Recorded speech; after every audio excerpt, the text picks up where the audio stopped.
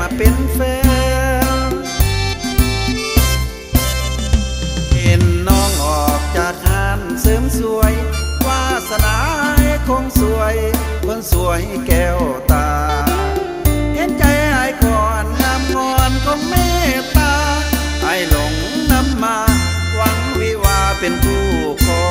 งพอมาถึงบ้านคิดว่าจะวันโอ้ยผู้ใดนอนอยู่ในห้องหลงเข้าใจผิดคิดว่าบ่มีเจ้าของหลงเข้าใจผิดคิดว่าบ่มีเจ้าของขึ้นอยู่เฮาต้องถึกลูกทองแน่นอนเข้าใจผิด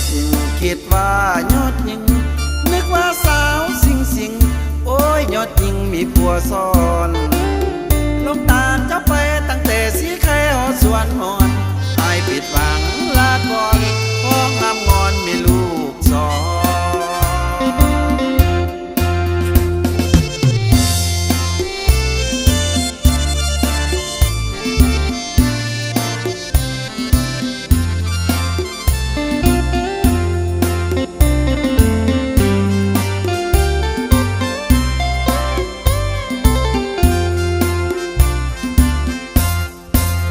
พอมาถึงบ้านคิดว่าจะวันโอ้ยผู้ใดนอนอยู่ในห้องหลงเข้าใจผิดคิดว่าบ่มีเจ้าของหลงเข้าใจผิดคิดว่าบ่มีเจ้าของขึ้นอยู่เฮาต้องถึกลูกทองแน่นอนเข้าใจผิดคิดว่ายอดหญิง